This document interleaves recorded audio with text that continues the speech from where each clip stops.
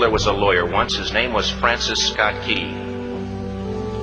He penned a song that I'm sure you're aware of. You've seen it. It's in most hymnals throughout our churches. It's called the national anthem. It is our song as an American. We go, however, to a ball game. We stand in our church services and we sing the words of that song, and they float over our minds and our lips, and we don't even realize what we're singing. Most of us have memorized it as a child, but we've never really thought about what it means. Let me tell you a story. Francis. So this is the Star-Spangled Banner, as you've never heard it. I'm going to be doing a reaction to it. But we've never really thought about what it means. Let me tell you a story. Francis Scott Key was a lawyer in Baltimore. The colonies were engaged in vicious conflict with the mother country, Britain. Because of this conflict and the protractedness of it, they had accumulated prisoners on both sides. The American colonies had prisoners and the British had prisoners. And the American government initiated a move. They went to the British and they said, let us negotiate for the release of these prisoners. They said, we want to send a man out to discuss this with you. They were holding the American prisoners in boats about 1,000 yards offshore. And they said, we want to send a man by the name of Francis Scott Key. He will come out and negotiate to see if we can make a mutual exchange. On the appointed day in a rowboat, he went out to this boat and he negotiated with the British officials. And they reached a conclusion that men could be exchanged on a one-for-one basis. Francis Scott Key, jubilant with the fact that he'd been successful, went down below in the boats, and what he found was a cargo hold full of humanity, men. And he said, men, I've got news for you tonight. You're free. He said, tonight I have negotiated successfully your return to the colonies. He said, you'll be taken out of this boat, out of this filth, out of your chains. As he went back up on board to arrange for their passage to the shore, the admiral came and he said, we have a slight problem. He said, we will still honor our commitment to release these men, but it'll be merely academic after tonight. It won't matter. And Francis Scott Key said, what do you mean? He said, well, Mr. Key, he said, tonight we have laid an ultimatum upon the colonies. Your people will either capitulate and lay down the colors of that flag that you think so much of, or you see that fort right over there, Fort Henry? He said, we're going to remove it from the face of the earth. He said, how are you going to do that? He said, if you will, scan the horizon of the sea. And as he looked, he could see hundreds of little dots. And he said, that's the entire British war fleet. He said, all of the gunpowder, all of the armament is being called upon to demolish that fort. It will be here within striking distance in a matter of about 2.5 hours. He said, the war is over. These men would be free anyway. He said, you can't shell that fort. He said, that's a large fort. He said, it's full of women and children. He says, it's predominantly not a military fort.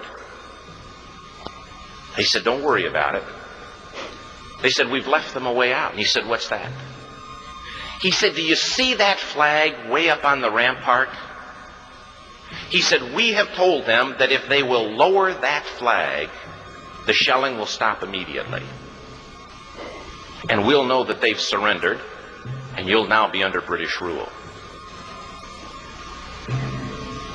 Francis Scott Key went down below and told the men what was about to happen. And they said, how many ships? He said, hundreds. The ships got closer. Francis Scott Key went back up on top and he said, men, I'll shout down to you what's going on as we watch. As twilight. Such a crazy story. Such a good story. It's going to get really good here soon. Light began to fall.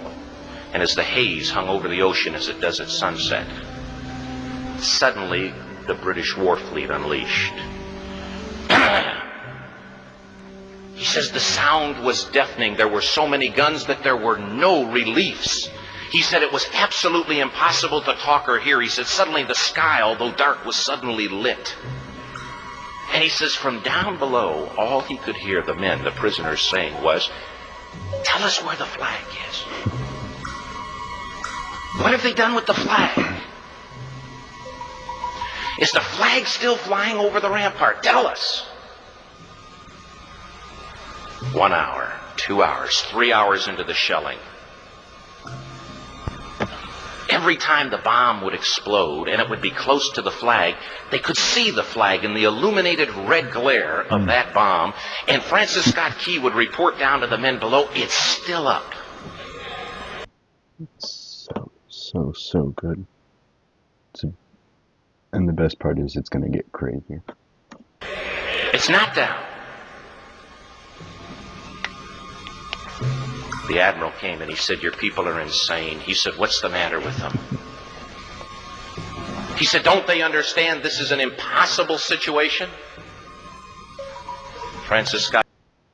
With man, it's impossible. But with God, anything is possible. He said he remembered what George Washington had said. He said the thing that sets the American Christian apart from all other people in the world is he will... And that's important right there. The American Christian. Right? Because we were founded as a Christian nation. And I think it's important in this video it says that.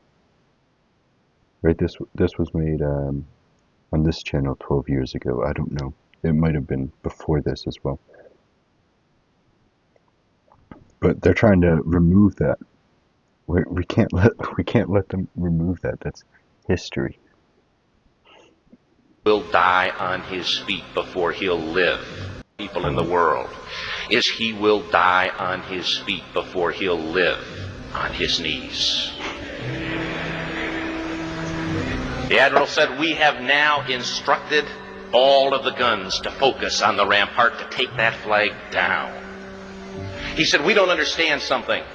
Our reconnaissance tells us that that flag has been hit directly again and again and again, and yet it's still flying. We don't understand that. Because it's God.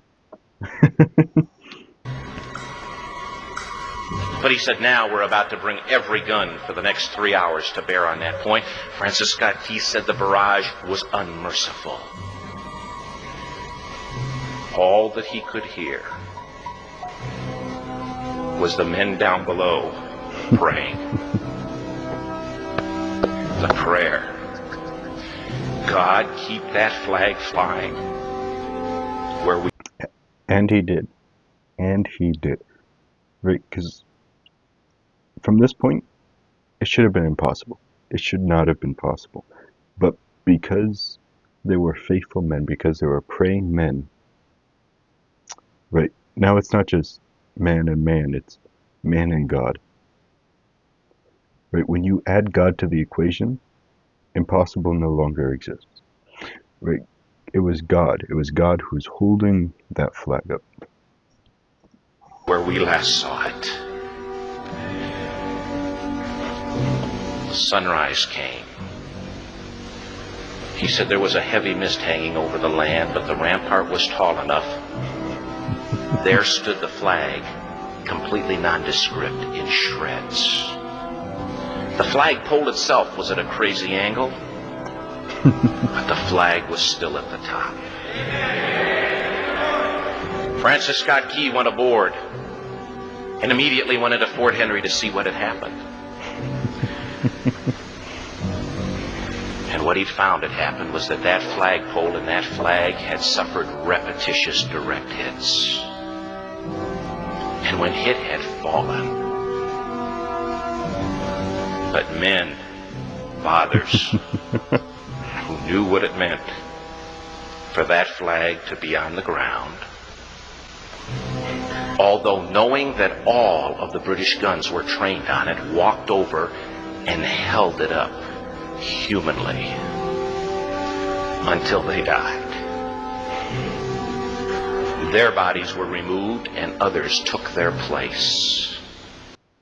And this is the brave, right? When it says land of the free, home of the brave, you also see land of the free because of the brave. This is the brave that it's talking about.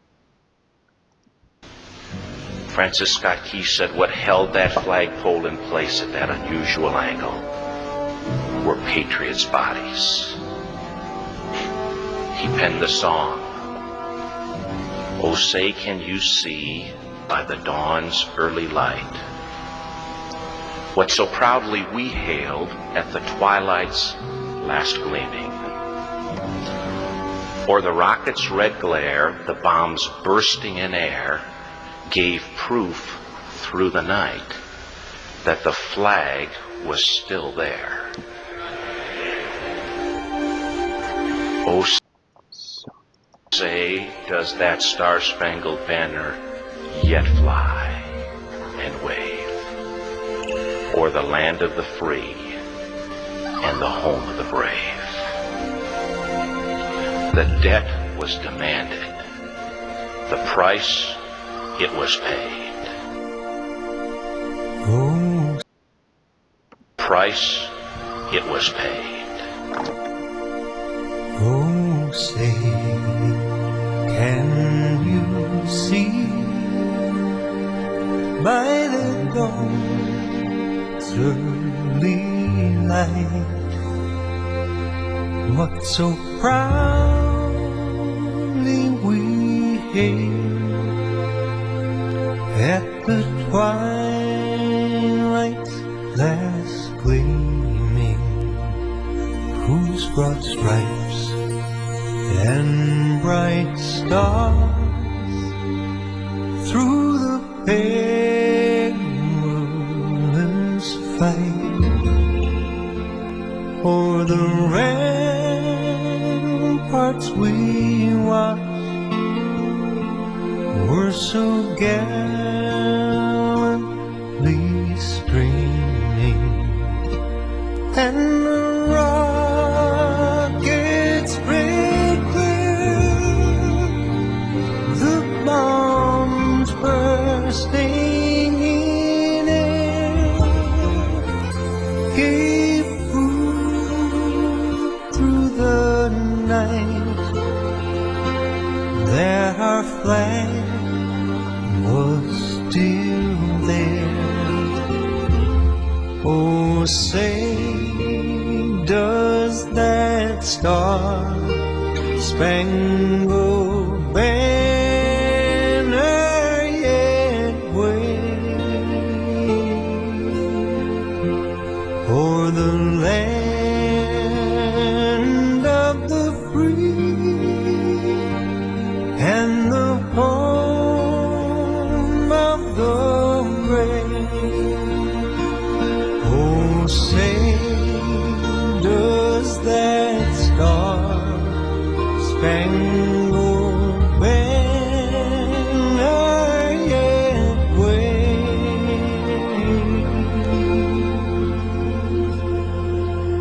o'er the land of the free and the home of the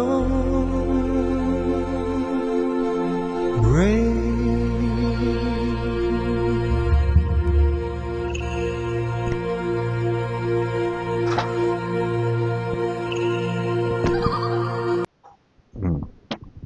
And that's a good verse right there. Blessed is the nation whose God is the Lord. Thank you so much for watching.